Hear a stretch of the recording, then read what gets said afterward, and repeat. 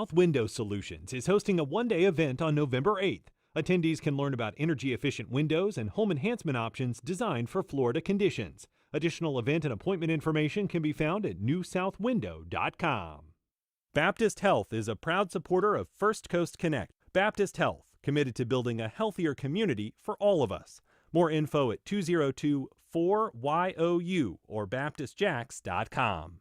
The North Florida TPO is dedicated to transportation planning, funding, clean fuels, and new technologies for a vibrant, resilient, and connected region. More information available at northfloridatpo.com. This is WJCT News 89.9 Jacksonville. Up next, national and local news from NPR and the WJCT News team.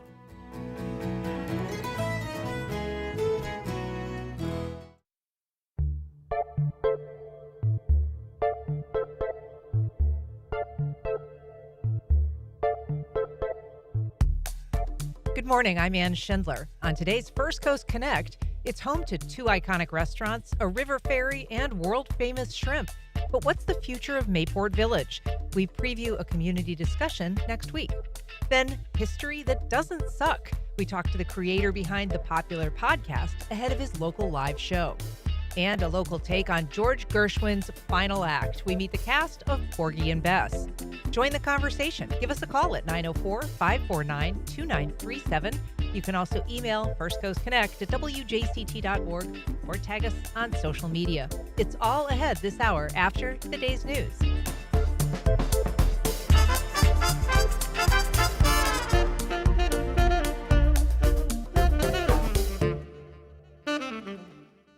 Live from NPR News in Washington, I'm Corva Coleman. California Congresswoman and former House Speaker Nancy Pelosi has announced she's not going to seek re-election. Pelosi is 85 years old. She was the first and only woman to serve as Speaker of the House, second in line to the presidency. Pelosi has represented the San Francisco area for nearly 40 years.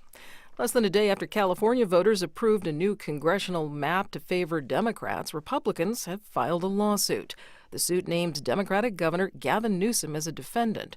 From member station KVPR, Carrie Klein reports. The federal complaint argues the redrawn district map passed by voters violates the Constitution, specifically the 14th and 15th Amendments.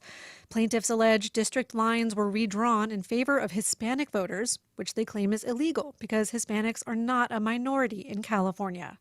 Lead plaintiff is David Tongipaw, a Republican state assembly member in Fresno County. This whole process was a sham. And with this lawsuit, we will make sure that we will expose it and we will hold those accountable.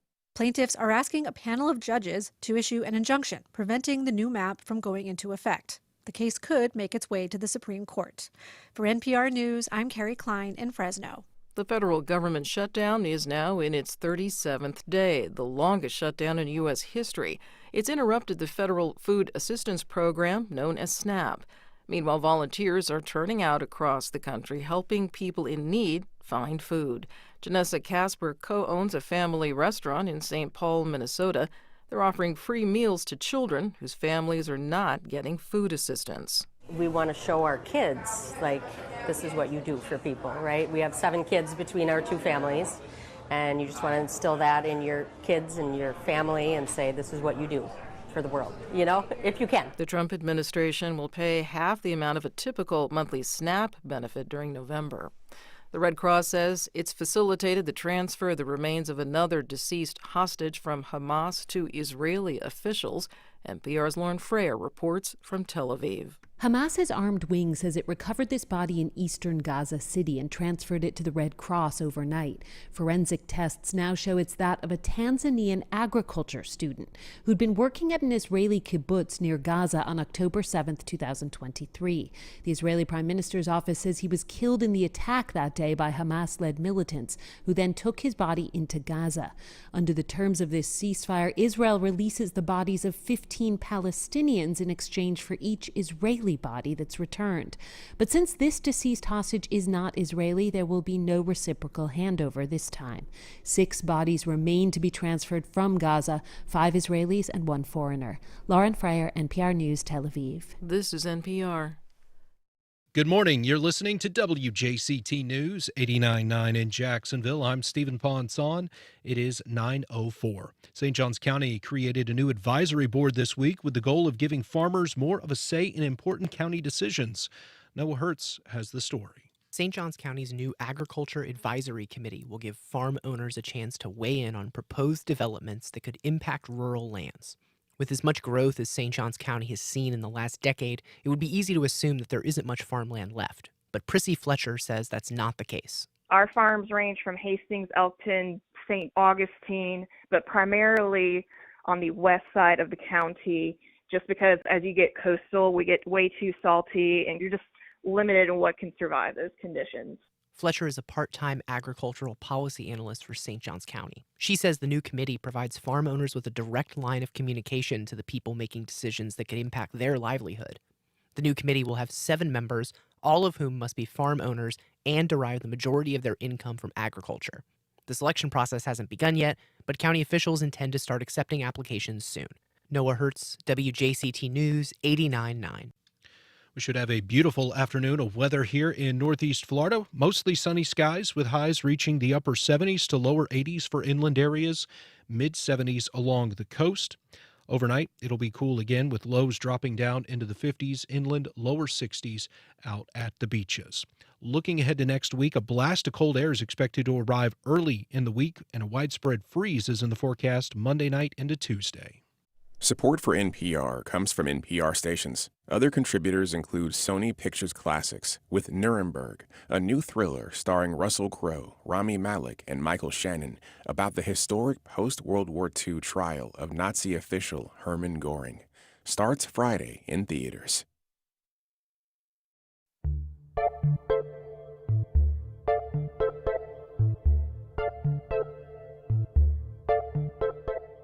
Support for First Coast Connect is provided in part by Baptist Health and North Florida TPO.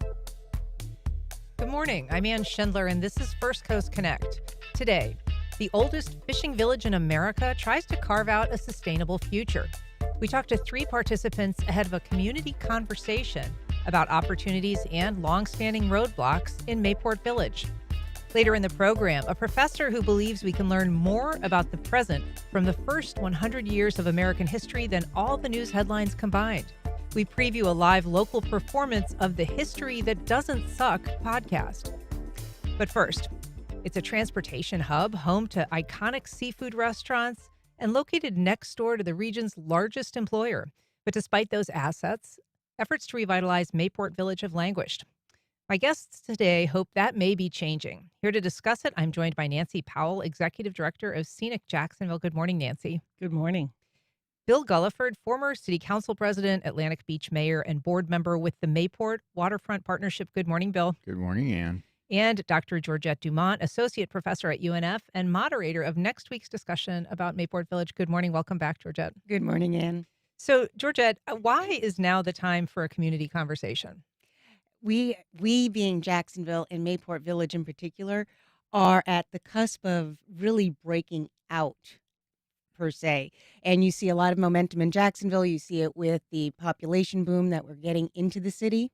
And Mayport Village is a charm of Jacksonville that could really help Jacksonville as a whole, as well, with some identity. The history of Mayport Village and the potential with the fishing, with shopping, coffee shops, and everybody knows about the Mayport Ferry. And it's at a crucial location, right at the crux of A1A where it stops. You got to take the ferry to get to the other side of A1A. And there's so much potential there. And we see it kind of growing within the area. And Mayport Village has a chance to finally get over and pop, as long as, and the goal of the panel is really to put a spotlight onto Mayport Village and to let individuals know how they can be involved with moving Mayport Village forward in a way that honors its history, respects its residents, and still gets it to go into the future to be an even better place based off of its history, its past. Bill, let's talk a little bit about the history because obviously there is a long, rich history of Mayport Village and the land that, even before that, when it was occupied by Timucuan Indian, right, the Mokama, I guess, that lived there back in the before Jean Ribault landed. And so there's, hundreds of years of history in Mayport Village, but we often think about it in the terms of kind of the fishing history of Mayport Village. And that goes back, I guess, until the early 1800s. Oh, gee, I think it went even further than that. I mean, remember the French settled there in 1562, 3 years before the Spanish settled in St. Augustine. And from that point on, actually, there are Spanish soldiers buried in Mayport. And that history started after they threw the French out and continued up until the present day. And so I suspect on an informal basis, you certainly had a lot of fishing going on in the early days. And I think, the negative part of it is that the Navy had to take a good bit of the property there, and that sort of suppressed the Mayport Village. But I think the biggest impediment was when Jacksport decided to try and put a cruise terminal there. And so for 10 years or so, that they bought up all the property, and that property just languished. And I want to get into the cruise ship history a little bit more deeply, but start back a little bit with Mayport, the arrival of the naval base, because for a long time, Mayport Village was a much larger area, parcel. yes. Yeah, and it also really connected to East Mayport. I mean, it was part of this whole community. Went all the way to the coast. Right. You're absolutely right. And so when the base was put there kind of right after Pearl Harbor, yeah? Yeah, actually, I think it started pre-Pearl Harbor, but it was very close to the start of the Second World War, and of course it continued to grow, and that there were carriers there at one time, so it became a significant base for the Navy. You mentioned areas that they took over, one of which is the land that the lighthouse sits on, which has always been an issue. We've always wanted to gain access to it, or most lately we're talking about moving the lighthouse to the riverfront. There's a very aggressive group that is pursuing that. I hope they're successful. And people who aren't familiar, the lighthouse sort of sits right beyond the fence that encloses the naval station. And so you can see it, but you can't access it. The Navy has refused to let us access. It has sensitive equipment in that area, and they just don't want to open it up to the public. So I can understand that. So the best alternative would be to move it if that's possible. It's possible. It's just expensive. And so this is now, generations of kind of shrimp fishermen were based in Mayport. And even after the naval base arrived, Mayport Village continued to be a thriving fishing Very much village. so. Very much so. I grew up at the beach, and I can remember kids that went to school with me from Mayport, and they were all fishermen. They were all part of a fishing community there, and it was very active.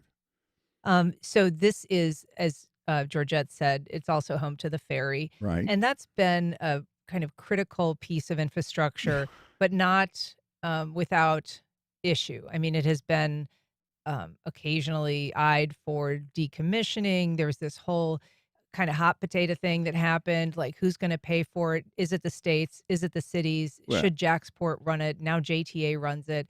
What's the deal with the ferry? Just kind of bring us to... Real quickly. Mm-hmm. The state decided to dump it in the city's lap. So I don't know why the city didn't resist it. So the city takes it over, and they get Jacksport to handle it for 5 years. At the end of 5 years, Jacksport says, we don't want it. And I was on the council at that time, and we were looking at the possibility that the ferry would be shut down, which would be horrible. So we passed legislation and created a ferry commission to run it. And thankfully, JTA took the ferry over and has done an outstanding job of upgrading, and now they're going to have a second ferry, because frankly, if that ferry had shut down, Mayport would have been a little community at the end of the road and not very successful in that kind of an environment. So yeah, ferry is very important, I think, to Mayport. And we have people that come just to ride on the ferry. I met some people from Tennessee that they said every time they go south, they come by way of the ferry. Sure. And, shutting it down is a giant round trip for people, Nancy, if they're, instead of, a mile trip across the ferry, it becomes a 24-mile, kind of one-way trip where you have to go over the Dames Point Bridge and up Heckscher, and it is a roundabout. But the state hasn't always believed that even though it's part of A1A, that it is an essential piece of infrastructure. And so that debate hopefully is behind us. We hope so. Yeah. Yeah, because one of our events, we did ride the ferry over to the other side, and people really enjoyed it. And some people use it as a transportation, as a commuter up to Amelia Island. It's a gateway to the Timucuan Preserve on both sides of the river. And it's now called the Jimmy Buffett Memorial Highway. Right. So it is there are scenic organizations, scenic A1A organizations that are dedicated to beautifying and promoting those, A1A. Some people just travel A1A, all the way down Florida. Yeah. And so getting across at that point is really important. And it's a 5-minute ride. Right. And what is Scenic Jacksonville's interest in particular in this little corner of Northeast Florida? Well, we chose Mayport. This is the second year of this program called Scenic Visions. So some of your listeners know that our annual signature event is something called the Great City Symposium, where we bring in a speaker from out of town and have a big event once a year to talk about how downtowns and cities thrive. And a few years ago, we thought we'd like to take it down to the neighborhood level and introduce people to areas that maybe they've been to a long time ago, maybe they've never been, or areas like Arlington, which was our first one, and Mayport, which have deep cultural history and efforts already underway by existing organizations. So we're not interested in, telling other neighborhoods how to revitalize, but we would like to just shine a spotlight on those by working with the organizations.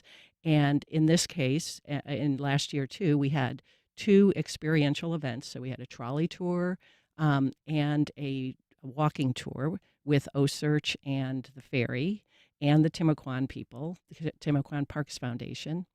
And then we conclude with a panel discussion, which is more of a civic event. And it's next Wednesday at 5:30, November 12th.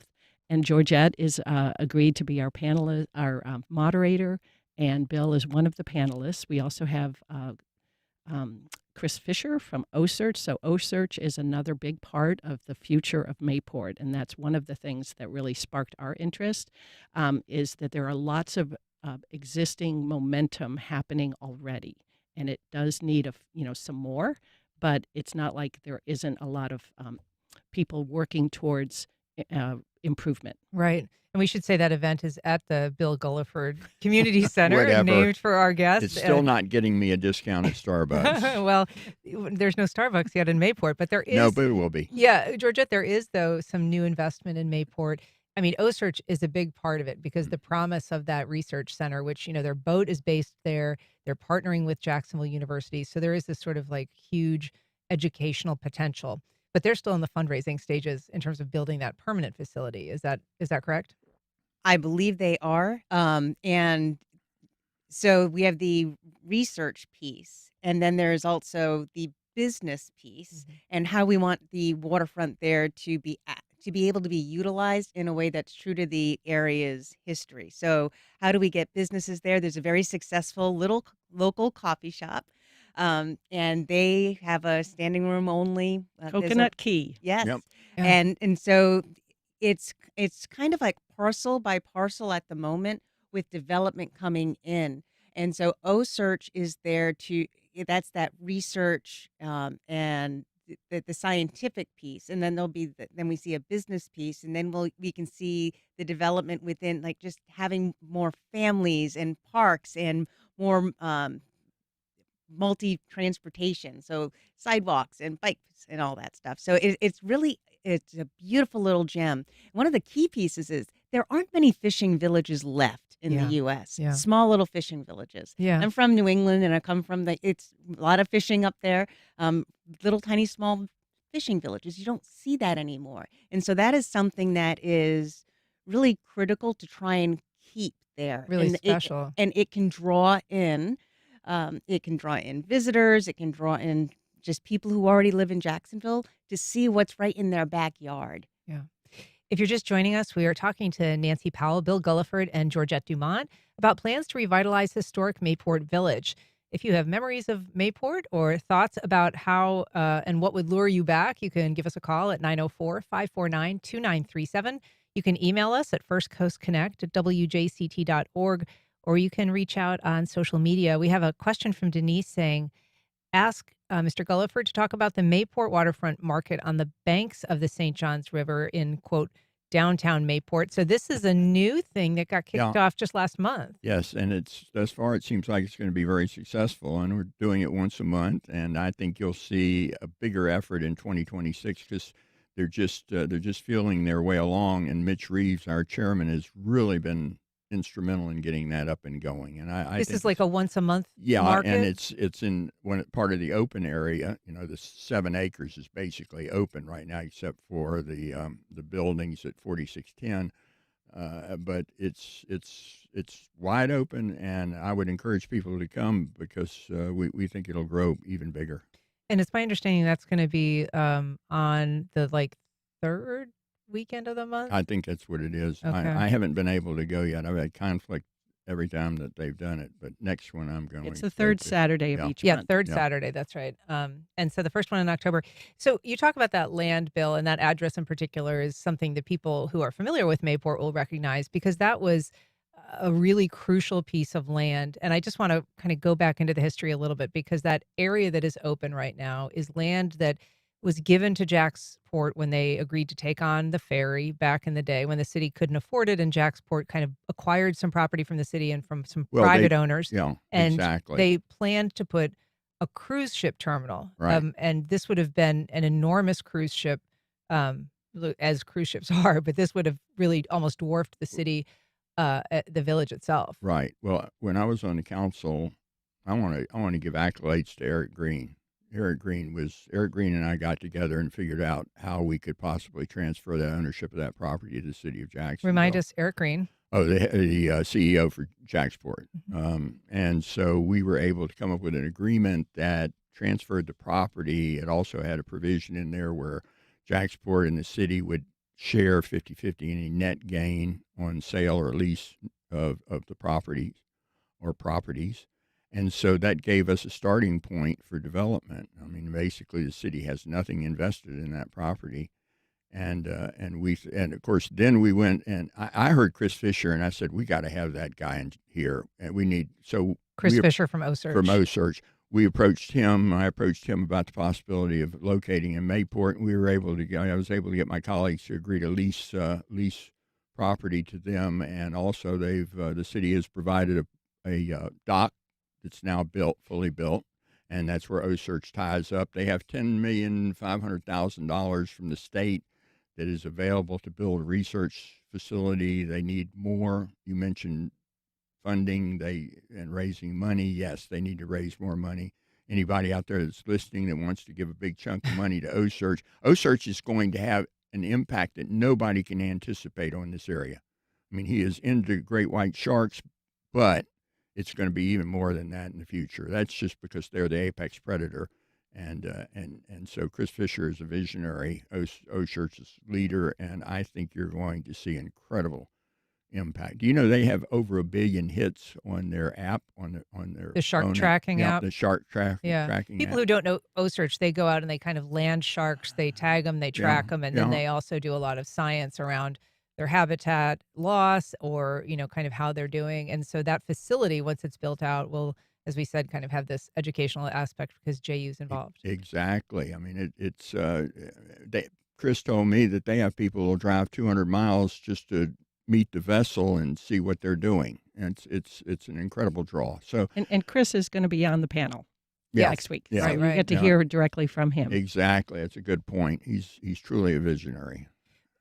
So that's the state of the property now, and it is vacant, as you say. But I believe that, and I'm not sure where the funding came from it, but I know that you brought in Haskell to kind of create an idea of how this property could be repurposed, revitalized, and it has a big emphasis on resiliency. Yes. So let's talk a little bit about the realities of climate impact when it comes to Mayport Village, because this is a place that is at the confluence of the St. Johns River, the ocean, the intercoastal. There's marshes all around it. It is tiny. It's right at the edge of, where some big waves can hit. And projections aren't great. When you kind of look, we have, I think, an image of one of the maps that was included in the Haskell report that sort of shows A lot of blue and not a lot of brown, in Right. terms of the future property there. So, first of all, just realistically, when you're looking at Mayport and saying, in 75 years, in 2100, whatever, is there going to be an A1A to reach Mayport? Is it going to be underwater as some projections have it? What will be left of the actual village? The state is already working on raising the road, the entry point into Mayport, and I've talked to them on several occasions about that, and they're sincere. They recognize the road will actually flood sometimes, so we know that we got an issue there.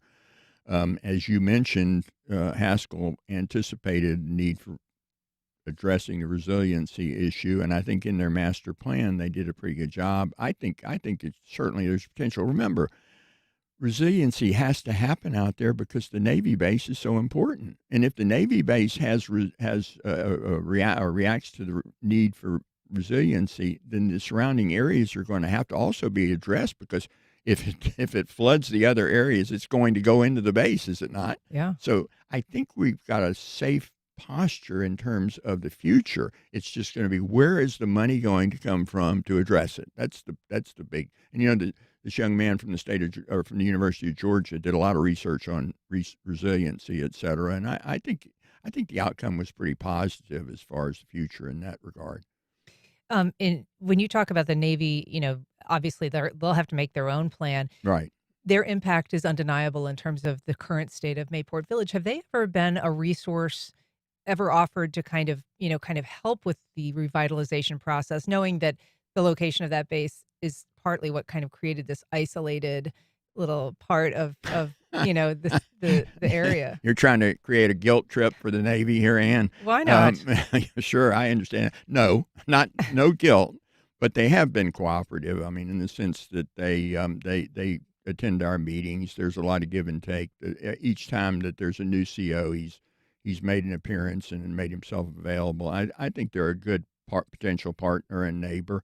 I think in the future it'll be even stronger. So and we've yielded to them. We've restricted. They wanted a restriction on height. I think now they're restricted to 58 feet, something like that, because of flight and patterns. no cruise ships. And no cruise ship. I got to believe that if that had ever gotten really, really serious, the Navy would have stepped in and said no anyway. I think it would have represented a horrible security issue. Yeah, and I guess that's why this overlay that was put in place most recently prevents tall buildings, prevents exactly. a giant cruise ship or any ship that carries more than, I think, like 600 people. Nancy, I want to ask you about the resiliency component, because you've also, Scenic Jacks has worked and helped create the Jacksonville Climate Coalition. You've worked on the Riverfront Parks Initiative. The way that this Haskell plan looks at Mayport is very much about building a green waterfront that is floodable. And so the buildings that they're proposing are kind of on the back end of it. And then there's this whole greenscaped area that has swales, bioswales, and all kinds of stuff. We've had to change the way we think about riverfront parks. Yeah, this was very consistent when we started looking at Mayport and saw that action plan. And we know the Haskell folks from, the community and all the great work that they've done. So it's perfectly consistent with other parts of coastal Jacksonville. And the downtown riverfront parks have the same issue, and they're building resilience into those parks. It's a buffer. I think that's the approach that a lot of waterfront cities are using the coast as buffer. But when they're not flooded, there are recreational areas. There's Riverwalk. People love to be by the water, right? Yeah. That's just and so it can really coexist, and it can coexist with building. There are new building standards for resilience that can, protect the first floor, the second floor. We've seen that. So it can coexist with new buildings, and it's a balance but people love riverfront access. And the 7 acres at Mayport, haven't been identified. They haven't been taken, right? So there is opportunity to either parcel by parcel or, all together, create what's the next step as far as doing both of those things, providing, access in the docks and the ferry, provide access to.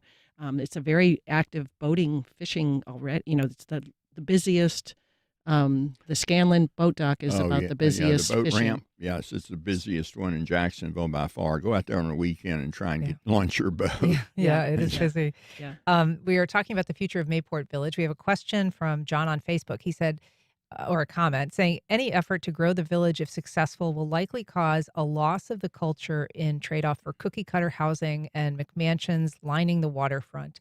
I'm sure that is the kind of concern that people who claim generations there have expressed. Well, what he needs to understand is, first of all, the partnership has control over what gets built. We have to approve things. Even the coffee shop, for instance, that came in, we had to approve the design, et cetera. There is no anticipation of having residential on that parcel, that riverfront parcel. Now, will development have an impact on the surrounding areas? Sure, it will to some extent, but I don't think it's going to be allowed to be built out in a way that would be detrimental to the culture or the history or the community itself.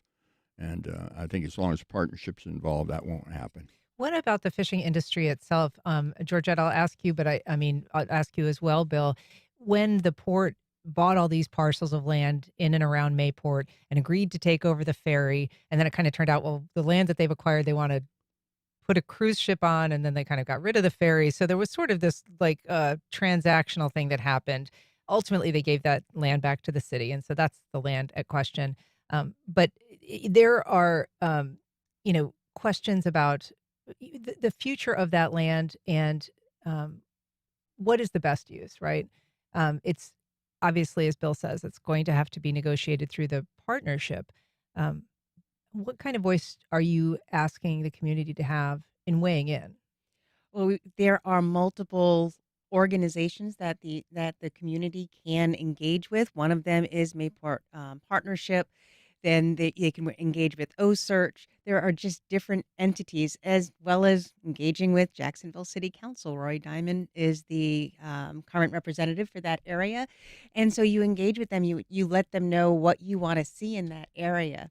I like to tell my students that it's best to start with these smaller units. So if you can engage these nonprofits, volunteer with them, go to their meetings, find out what the plans are, and you get to have a say on the front end instead of waiting to the way at the back end when all the work has been done and then you show up at the last minute saying, I don't think I like that idea. So you want to make sure that you get involved early on, be a voice in the process as to what you want to see in your neighborhood, especially for those who live in Mayport, as well as the businesses. And you pointed out to me before this show, which is worth noting, that this is part of the consolidated city of Duval County of Jacksonville. It is not part of the beaches communities officially. It's not in the footprint of Atlantic Beach. But I'm curious, what role or what interest has the council member that represents that area, Rory Diamond, had in this process? Has he been participating in these conversations? To some degree, I would say. But I want to go back quickly to what Georgette and expand on that. The partnership has members that are Mayport residents, and we encourage membership of Mayport residents. We want them to be engaged and involved in decisions made relative to Mayport and how it gets developed in the future, et cetera. So, what do we want it to be? Well, I'll give you my vision. I would ultimately love to see it a cluster of some restaurants, some small shops, maybe a boutique hotel.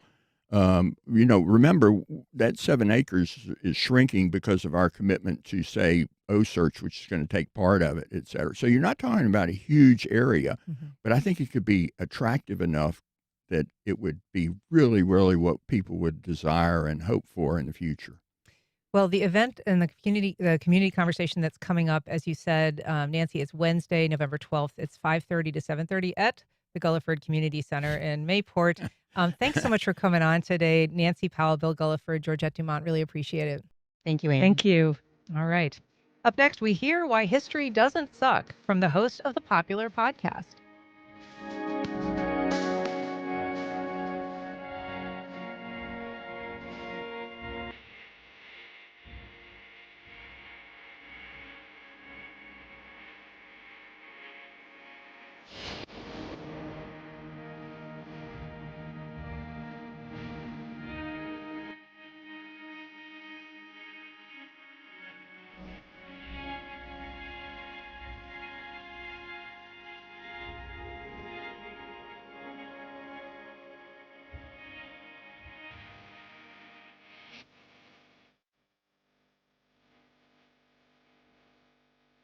Professor Greg Jackson, thanks so much for being here today.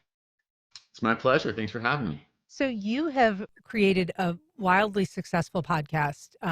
It routinely tops the charts for Apple and Spotify. It has been enormously popular. You've produced over 160 episodes. Will you tell us a little bit about how you decided to get into this from a podcasting standpoint in the first place? Sure. It was 2017. I was a young and idealistic professor here in Utah. And frankly, I wanted to get quality historical, I want to get quality history out to the public in a very accessible way. And I've noticed from the reviews I get in class from my students, they enjoy my storytelling approach. So I decided I would try and launch a podcast in which I would merge my academic rigor that I bring as a PhD tenured professor and merge that with storytelling in podcast form and walk people through the United States history. So episode 1, we meet George Washington as a 22-year-old kid who is absolutely wet behind the ears and thrown into what turns into the first battle of the French and Indian War. And that, of course, leads to the revolution. And then we're off to the races. And here we are now, well over 160 episodes later, and getting into the story of World War II with everything you can think of in between those. And the title of the podcast is pretty on the nose. What was your experience learning history like? Well, I personally enjoyed learning history. I was always drawn to the stories. I like connecting with people, and I feel as though that's what we do when we study history, when we do it right, when we don't make it just names and dates, but really get to understand the fears, the anxieties, the joys that the people who came before us felt. They didn't know how it was going to turn out. They weren't living the textbook that we're reading. They had very real stories. That said, being a historian, as much as I love my colleagues, I came to appreciate where people do get turned off by histories that kind of suck the story out of history. And I want to make clear that I'm keeping the story in it. I made this podcast knowing that history lovers would enjoy it, but my goal was to make it enjoyable and fun for people who've had not so great experiences and feel like there's nothing to value there. I wanted to turn that around. Yeah. Why is it you think that history, when it doesn't do what you're doing and when it doesn't do what it ought to do, why do you think it is taught that way? Because I think it's great that you had great experiences with it, but I think most of us have had at least, 1 or 2 years of history in school that were just really kind of deadening to the subject matter. Sure. There are a number of factors there. One, when we talk about K through 12, and I'm not trying to point fingers at any school board or teacher, it's just such an incredible lift. You have 9 months in a school year, one period, right, per day. So you've got 5 hours over the course of the week, 9 months, and you're supposed to get kids from the founding of the nation to the present, or even more audacious, you're supposed to get them through world history in a year. That's insane. So you don't have the time to get into the stories. I've had the luxury for the last 8 years of slowly taking my listeners from the Revolution up to World War II. So that not having to deal with those time constraints, it makes it quite different. And the other piece I would say is that when we do academic writing, there is an endeavor, of course, to be, I try to bring this to the podcast, be absolutely objective. Sometimes objectivity then kills the narrative. And I think that there is a space for having a complicated narrative in which we can jump from one perspective to another, and in that way teach and let people understand how various people viewed a moment, but keep the story there. And storytelling obviously is the foundation of what you do. You begin all of your episodes saying, I'd like to tell you a story. Can you, for people who aren't familiar with the podcast, explain a little bit about the structure and the way that you take it incrementally? It seems to me you do about every a decade or so, every episode? Oh, man, it depends on the event. I have times where I'm really into the weeds. For instance, the Civil War, that took me a year to get through, releasing episodes every other week. I think there are about 20 episodes altogether on the Civil War. But the overall in an episode, as I have put this a number of times, I kind of weave back and forth between being the analytical professor who's setting up the scene, and then I'm the storyteller. So for instance, one of my favorite examples is all the way back to episode 2, Patrick Henry and the Stamp Act. No one thinks of the Stamp Act and goes, that's exciting. But it is exciting when we think about a 29-year-old young, wet behind the ears legislator who's giving a fiery, impassioned speech in the House of Burgesses there in Virginia. And as he's getting worked up about these new taxes that are going to be enacted for the first time in colonial America's history ever, Virginia's existed for over a century, and now Parliament is putting a direct tax, which it's never done in the colonies. And he implies that maybe it'd be okay if someone took a shot, maybe off King George III. Cries of treason fill the room. And so I take the listener into this moment, this tense space where the legislature is up in arms. People are yelling and screaming. It's like, the craziest scene you've ever seen happen in our Congress today. But here it is, the same sort of thing happening in the 1760s. And that's what's going to launch us to the revolution. So once I've done that, well, yeah, now let's have a discussion about the Stamp Act and why does this matter? Because now you're invested in Pat, right? You want to know what's going to happen to our buddy Patrick. Now it's worth hearing about all the laws that got him riled up in the first place. How do you decide what story you're going to focus on? Because there's a million stories in every chunk of history. And some of them, are of rivaling importance. How do you pick? That is a wonderful question. There is a method to the madness. Part of it is that I am very intentionally trying to provide, basically in podcast form, what you should get in your high school or college education. So I'm hitting those high notes, the things that you would expect. Those stories are going to be there. Specific battles, say Yorktown in the Revolution. That guides a lot of my thinking. But then there's the story within the story, right? So if we go to the Battle of Yorktown, which specific stories am I going to tell? And some of that is, as I'm reading through primary source material, I'm looking for complete tales. I'm looking for people where I can get into the details of their life so that I can convey to you the details of their life and really let you connect with someone who lived through this.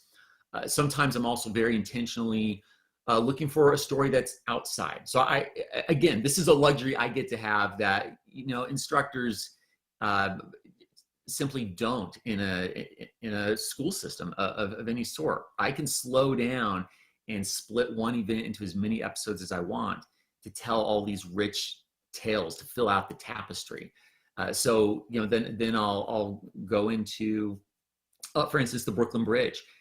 That's not a crucial piece of American history in that it's something that's covered in a curriculum, but it's such a fascinating story of the Roebling family that basically give themselves to make this bridge. Emily Roebling, the daughter-in-law of the first engineer to work on it, effectively becomes the first woman to be an architect in American history. Hundreds of Italian, English, and other immigrants die building this. And it's an incredible story of sacrifice, bravery, American ingenuity.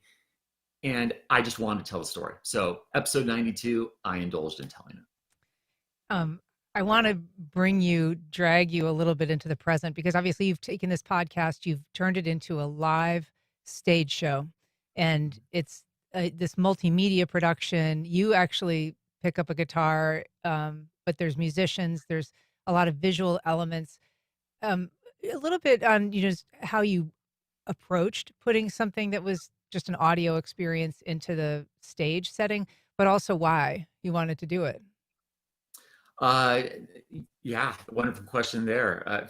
Few things come to mind. First of all, again, remember, I'm a university professor. I was in the classroom for years before I was behind the mic. And I'm an extrovert, so living behind the mic is not the only thing I want to do. I like connecting with the people that I've been effectively teaching. These are, you could say, my students scattered across the country. And it's great to meet people who've been, whether they just started listening to the podcast, sometimes they're introduced to it by showing up to one of my performances, or if they've been listening for years. I enjoy that interaction. And I feel that my time in the classroom definitely helped lay the groundwork for the stage. Also, my garage band days, of course, helped with that whole guitar side of it. Yeah. But in terms of the images, again, there's a lot of the same curation that goes through in making the audio experience, thinking through images and making maps. We have brought in so much multimedia. We're not just throwing up a map that you would find online. Not that there are amazing maps, but in a nod to an influence and hero of mine, Ken Burns, we've thought through how do we animate our own maps and make sure that it is augmenting what I'm saying at the same time. So we believe it's become a very rich visual and audio experience for attendees.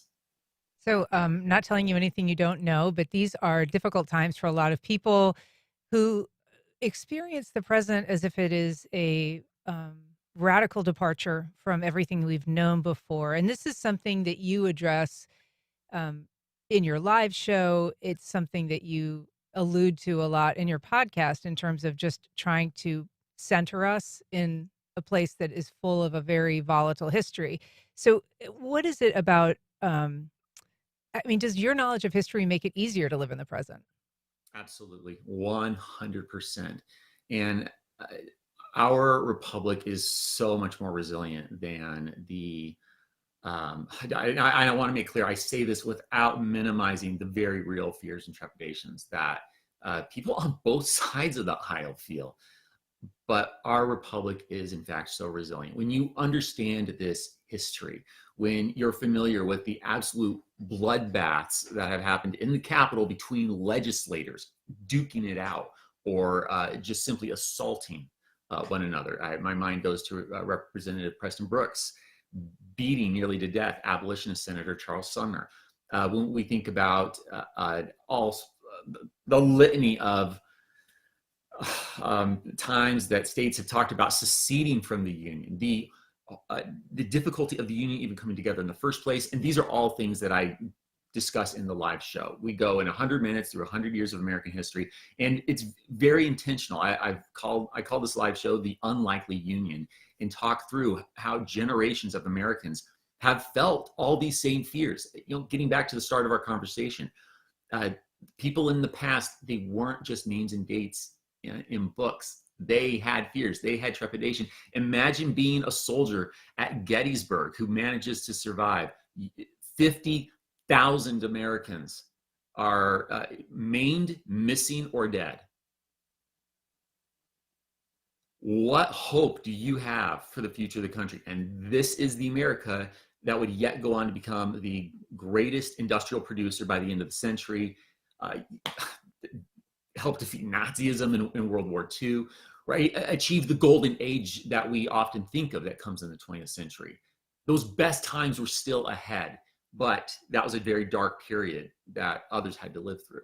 So when I look at that up and down, the yo-yo of history, and see the ways that our principles, our ideals have absolutely been pushed to the brink, and we have managed to always fight back.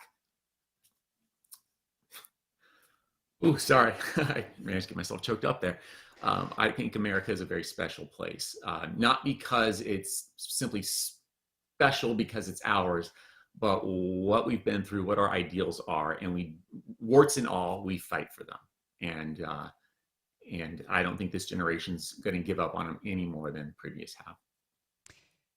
Well, I know it's going to be an extraordinary event, and I could talk to you all day about the present and the future, but I appreciate your time today. The performance is at the Ponte Vedra Concert Hall, Saturday, November 8th.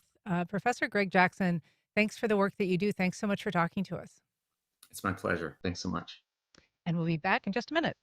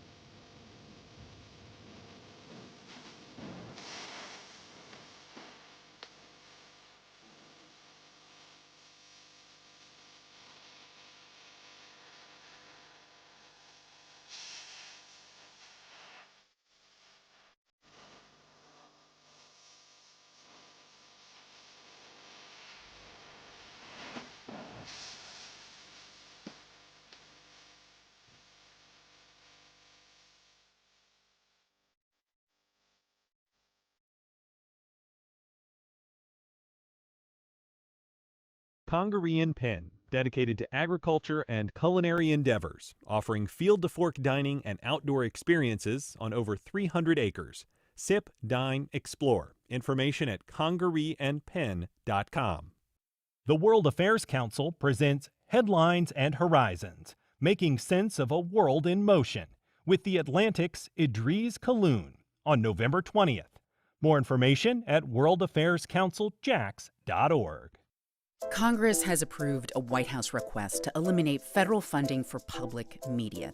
NPR and this station remain committed to informing the public, increasing your understanding of the world, and enriching everyday life. But without federal funding, we are relying on your support now more than ever. Please make your gift to this station today. Here's how, and thank you. Visit wjct.org/sustain and thank you. On the next Fresh Air, journalist David Graham of The Atlantic on how the groundwork for next year's midterms is already being laid. From new voting restrictions to legal battles and political power plays, his latest piece, The Coming Election Mayhem, looks at what's next. Join us. Today at noon on WJCT News 89.9.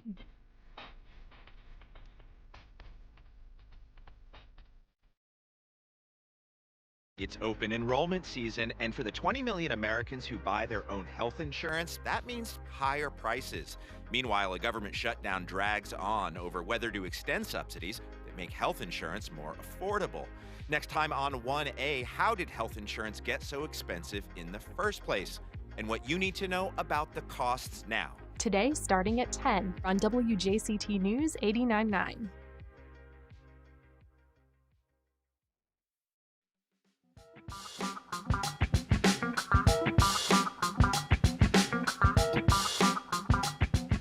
Welcome back. A local staging of Porgy and Bess brings talent that's graced stages from Carnegie Hall to Lincoln Center. Here to tell us about it is Kenethia Mitchell, who plays the role of Bess. Good morning, Kenethia. Good morning. Miguel Angel Vasquez, actor playing Crown. Good morning, Miguel. Good morning. And Patrice Pates? Sorry, Patrice Pates-Eaton. She's the actor playing Maria. Thank you, Patrice, for being here as well.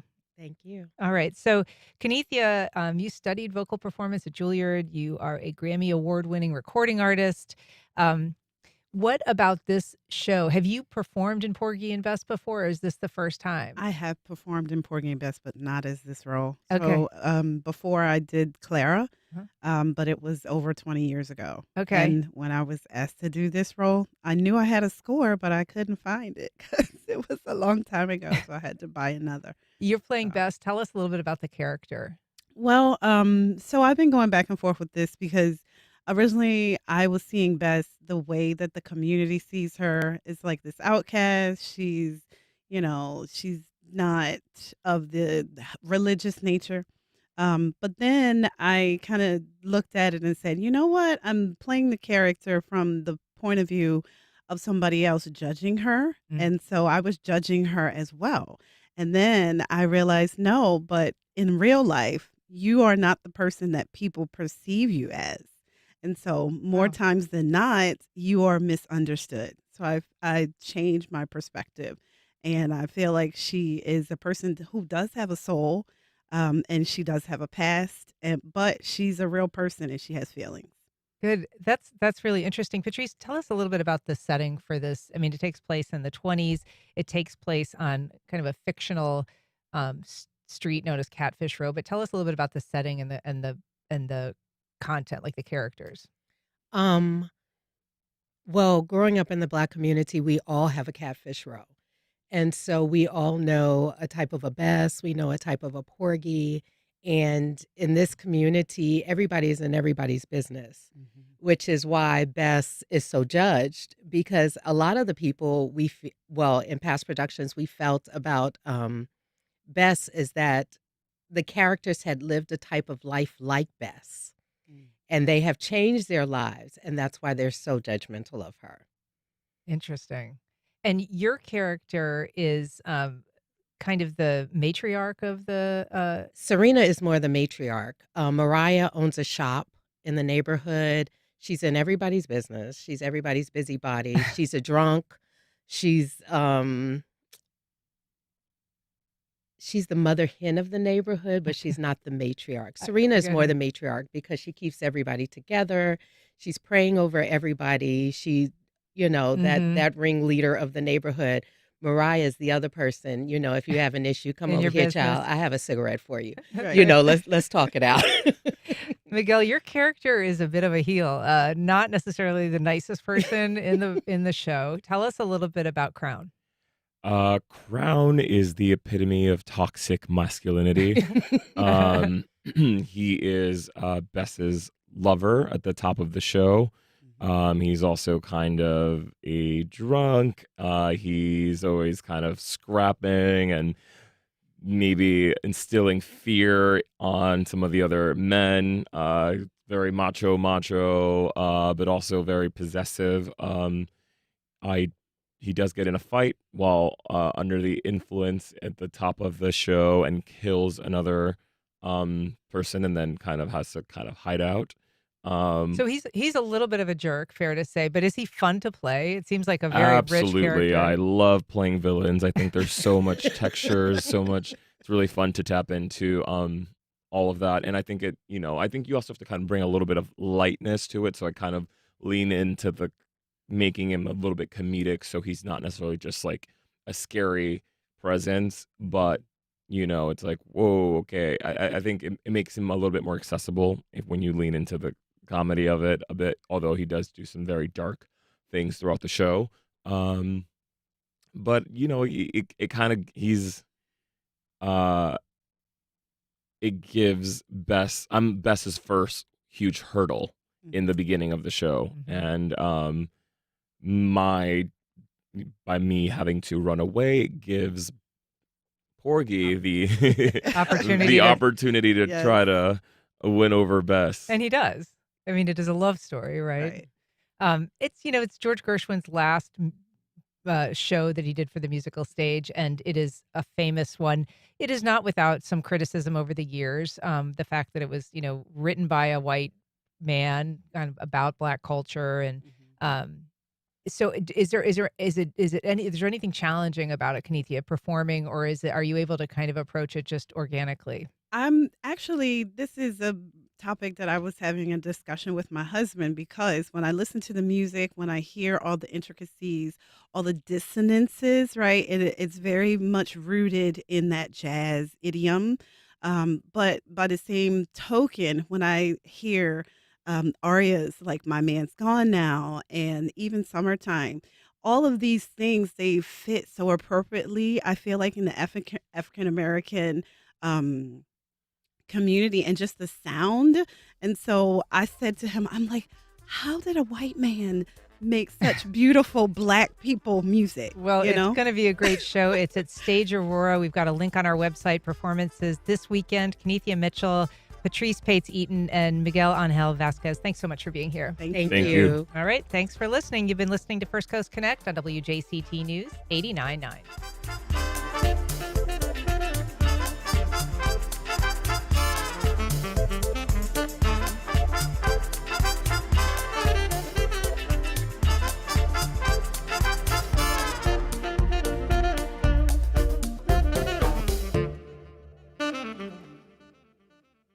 Support for First Coast Connect is provided by Baptist Health and the North Florida TPO.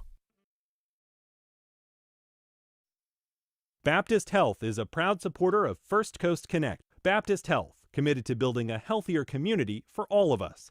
More info at 202-4YOU or baptistjacks.com. The North Florida TPO is committed to shaping our transportation future. We're focused on planning, funding, clean fuels, and new technologies for a vibrant, connected community. Learn more at northfloridatpo.com. Ponte Vedra Concert Hall presents History That Doesn't Suck with Professor Greg Jackson, a night of American history telling, live music, and multimedia. Saturday, November 8th at 8 p.m. Tickets and information available at pvconcerthall.com. This is WJCT News